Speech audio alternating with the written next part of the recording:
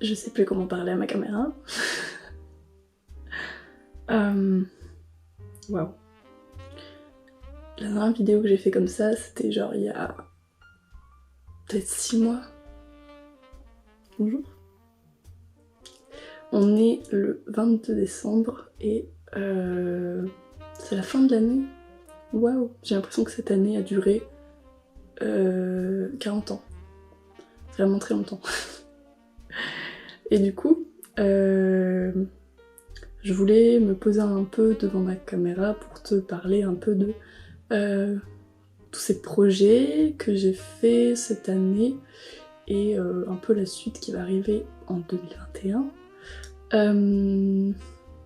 Voilà comment ça va se passer un peu ici et faire un bilan en fait de cette année en termes de création. Ça me semblait important et j'avais envie de le faire. Sachant bien sûr que je fais pas du tout cette vidéo bilan de ce que j'ai créé cette année pour te renvoyer, comment dire, pour dire moi j'ai fait plein de choses, j'ai été hyper productive cette année, j'ai fait énormément de trucs, tu vois. Tu sais bien que c'est pas ma démarche et que c'est pas du tout là où je veux en venir, même si ça peut être perçu comme ça. Sache que c'était pas du tout le cas et que c'est à la fois pour moi que je me rappelle un peu potentiellement dans le futur en revenant sur ces trucs que j'aurais tournés, d'y voir un peu plus clair de ce que j'ai fait chaque année.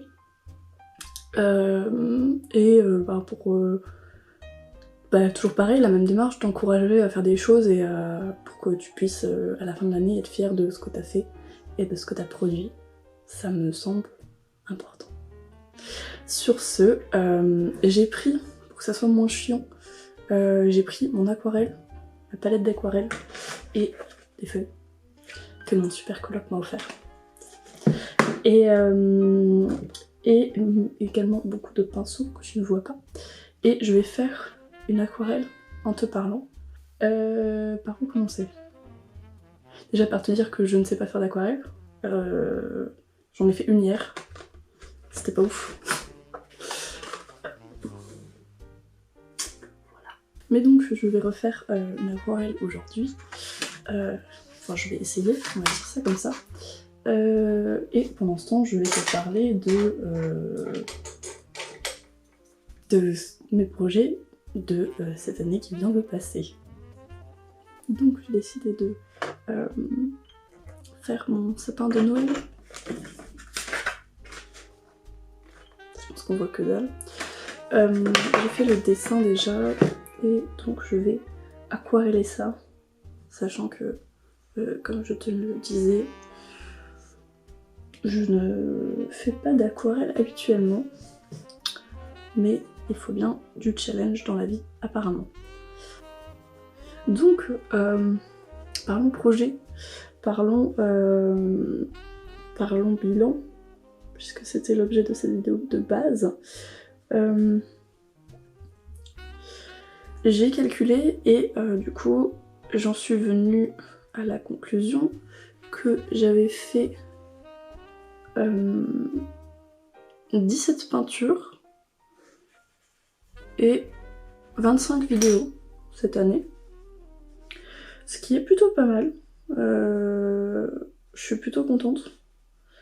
C'est vrai que, en fait, le confinement est passé par là et c'est pendant cette période que j'ai vraiment eu le temps de faire énormément de projets, puisque j'étais dans des bonnes dispositions pour en faire, dans un bon état d'esprit qui me laissait du temps et de l'énergie.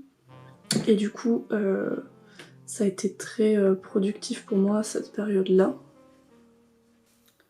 Il y a eu beaucoup de vidéos réflexions pendant donc ce confinement. Ouais.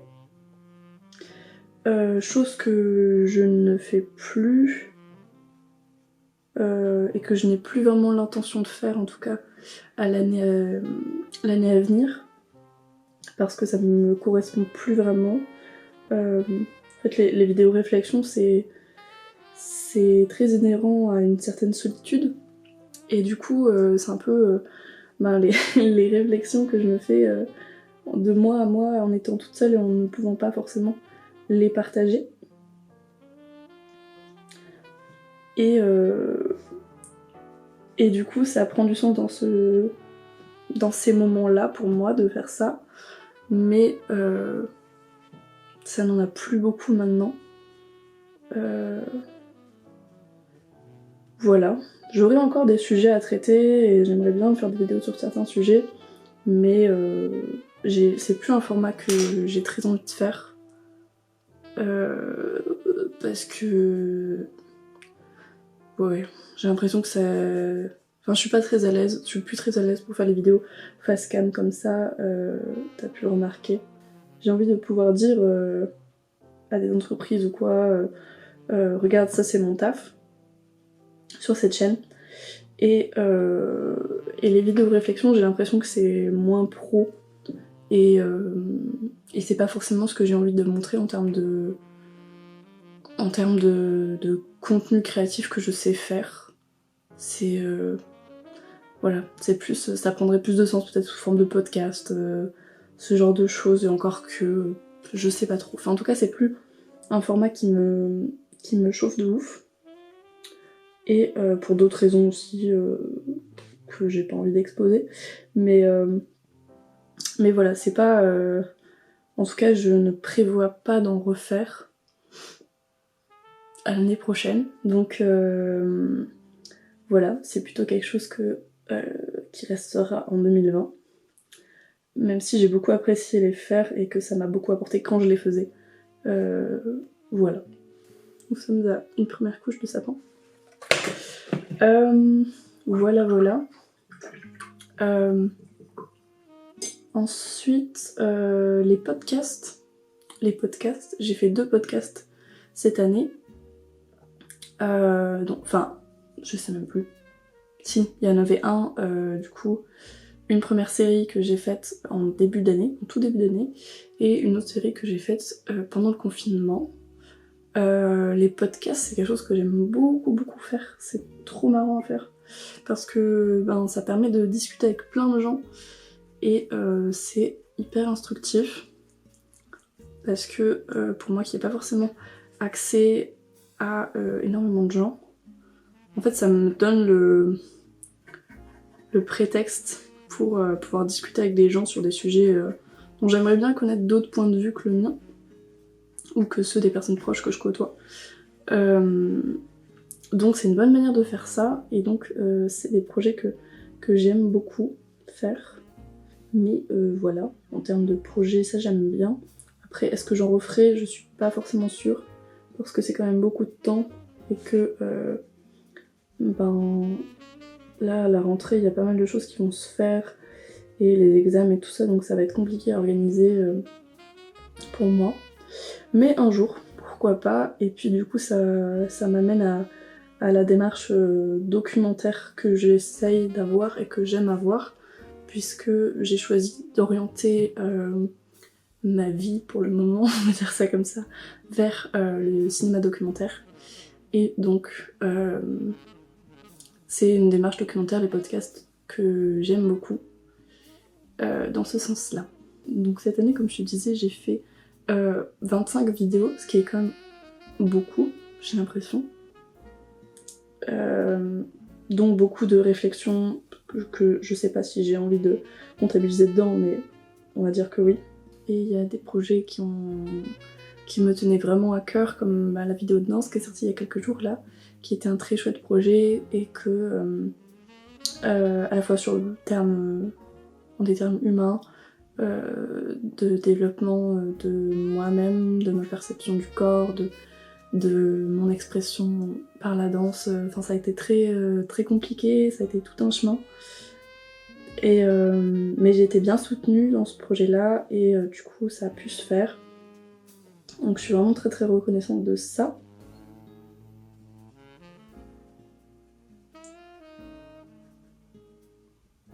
Même si j'ai tendance à oublier que j'avais sorti pendant le confinement du coup une première vidéo de danse déjà sur Eder Lazy, de Goran Bregovic, où je dansais chez moi.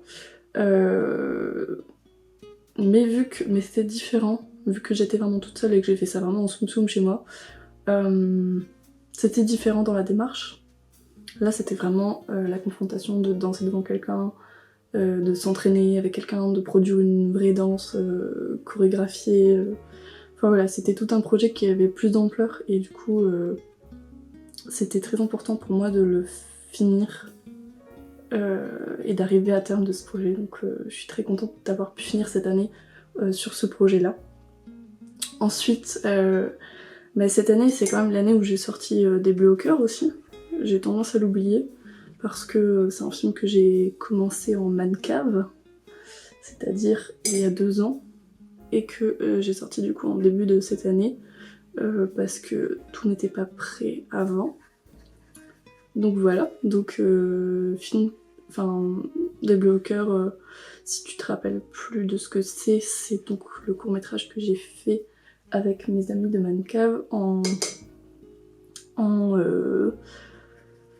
Mancave. Il fait 26 minutes et il parle des relations toxiques chez les jeunes. Donc ça me tenait vraiment beaucoup à cœur aussi comme projet. Ça faisait longtemps qu'on s'était mis dessus tout simplement parce que ça demande énormément de temps de faire un film comme ça. Mais voilà, donc j'ai tendance à oublier que c'est sorti cette année. J'ai pu aussi, notamment prendre le temps de faire une première animation que j'ai beaucoup aimé faire. Vraiment, c'était très très marrant à faire. Et ça associait aussi ma passion pour la mythologie que je n'exploite pas assez, je pense. Voilà, c'était un beau projet aussi. Et je crois que ça a bien plu, donc c'est cool, je suis contente. Il y a eu la vidéo Surréalisme de l'angoisse, que j'avais beaucoup aimé faire aussi, et qui avait eu plutôt pas mal de succès, ce qui est cool. Sachant que c'était vraiment une improvisation totale, j'ai tourné ça en 2-2 en après-midi comme ça, et je pense pas que ça donnerait quelque chose. Et au final c'est plutôt pas mal, donc je suis contente. Voilà, c'est à peu près tout, pas mal de vidéos de voyage. Ça reste les vidéos que je préfère faire, je crois. Peut-être parce que c'est les vidéos dans lesquelles je suis le plus impliquée en termes de tournage, de réflexion, de montage. C'est vraiment des vidéos très complètes à faire et j'aime beaucoup les faire pour pouvoir les re-regarder après. C'est des beaux souvenirs.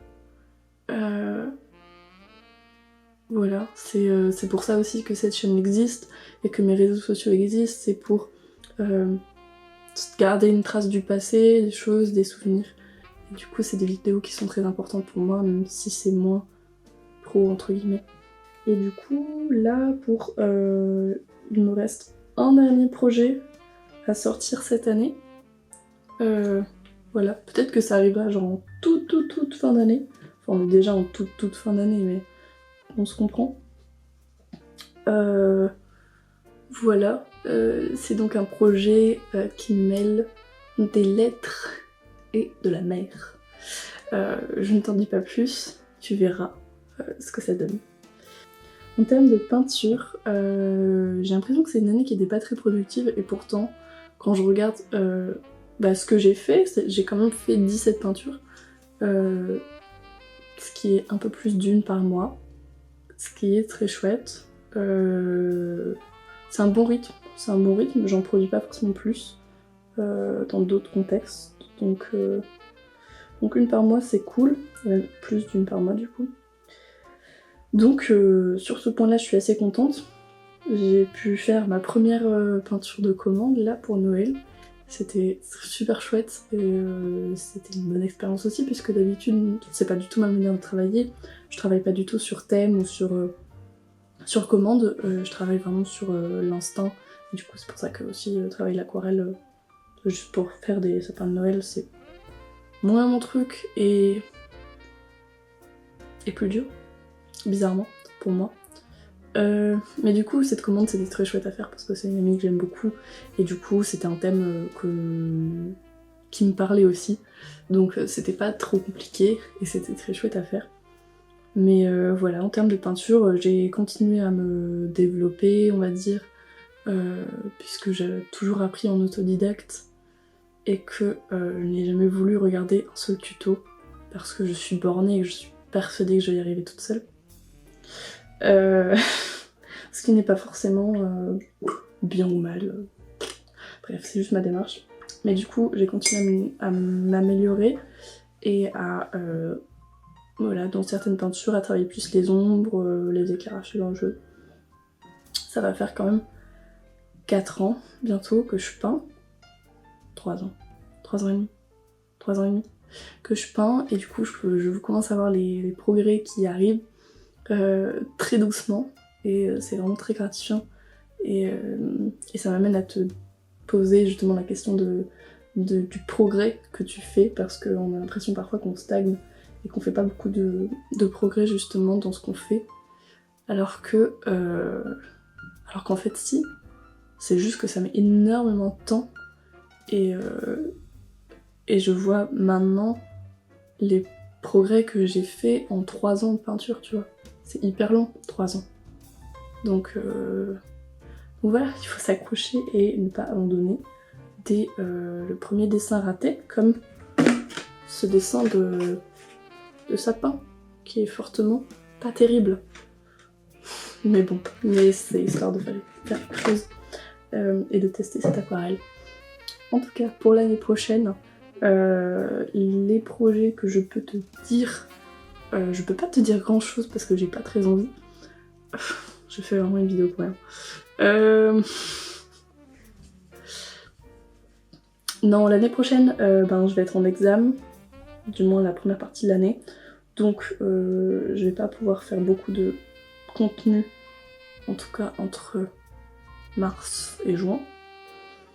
Peut-être des petits trucs par-ci par-là, mais en termes de projet perso, ça va s'arrêter là. J'ai juste un gros projet de documentaire, du coup de films documentaires, de petits films documentaires, que je vais faire en janvier-février. Ouais, ça sortira, je sais pas si ça sortira parce que c'est pour un concours. Donc je me rappelle plus des règles, je sais plus si j'ai le droit de le sortir avant la fin du concours ou pas. Voilà, mais du coup sur toute la première partie de l'année je vais bosser sur ça et je suis déjà en train de bosser dessus. Donc ça va être très très chouette pour moi de me lancer vraiment dans le documentaire à fond. C'est vraiment quelque chose que j'ai envie. Et voilà. Et ensuite, voilà, il y a ça. Ça va m'occuper vraiment toute la première partie de l'année et après ça va être des petits projets comme ça par-ci par-là, mais que je pourrais pas trop prévoir, donc ça va être vraiment le seul projet de l'année prochaine, en tout cas de la première partie de l'année. Et pour la deuxième partie de l'année, donc à compter de juin, si tout se passe bien, j'ai un gros projet de vie, on va dire, plus qu'un projet professionnel, qui fait faire que j'aurai plein de choses à filmer. Et j'ai très très hâte que ça se passe, et j'espère que ça se passera bien. Mais du coup, toujours est-il que je vais filmer énormément de choses pendant du coup les 3 mois de l'été, a priori, et que je vais garder toutes ces choses secrètes pour quand tout ça sera fini, pour te faire un petit récapitulatif dans le sens inverse, tu sais, genre je vais filmer comme ça pendant que ça se passe, et après je te fais les vidéos en mode genre dans l'ordre chronologique. Voilà.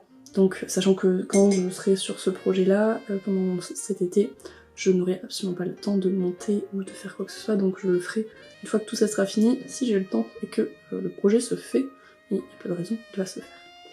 Il faut y croire. Voilà, donc cet été, je vais pas faire beaucoup de vidéos a priori, mais je vais filmer beaucoup de choses, et après, à la rentrée, donc ce sera une nouvelle période pour ma chaîne. Pour le coup, je pense que ça sera plus des genres de vlogs, je sais pas trop, ouais, des genres de choses comme ça, mais sur un thème très particulier. que je ne te dis pas. Ça n'a aucun intérêt de te dire ça, je sais pas. Mais en tout cas, sache qu'il y a normalement dans mes prévisions de ce que devient cette chaîne quand je quitte le BTS, donc à partir de juin prochain, ça deviendra plus des sortes de vlogs, vidéos sur un thème précis, développé. Voilà, ça sera ça. Puisque du coup, quand je vais sortir du BTS, j'aurai moins accès aux ressources que j'ai actuellement, aux gens qui peuvent m'aider sur les projets, tout ça. On sera tous un peu retournés aux quatre coins de la France, donc ça va être plus compliqué de faire des projets comme le projet de danse par exemple, puisque ça implique que... Enfin là, il y avait quand même 3 personnes en plus de moi pour la technique, pour l'image, pour tout ça, chose que je ne maîtrise pas puisque ce n'est pas mon option. Et du coup, ces gens-là ne seront plus forcément disponibles pour faire des projets avec moi à partir de ce moment-là. Mais donc je vais essayer de transformer un peu cette chaîne dans cette optique-là, de te parler plus de vie quotidienne et de la vie quotidienne qui sera la mienne à partir de juin prochain. J'ai trop hâte. Ma foi, voilà.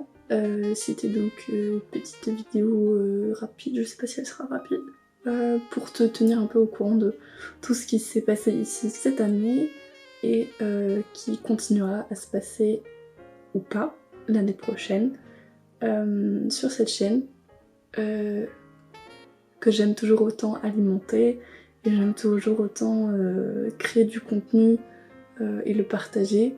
Ça me fait toujours super plaisir quand je vois que les retours sont bons, même si je crée avant tout pour moi et que voilà, ben, c'est quand même agréable de pouvoir partager ce que je fais et partager mon univers à d'autres gens qui s'y reconnaissent. C'est hyper gratifiant de recevoir du soutien.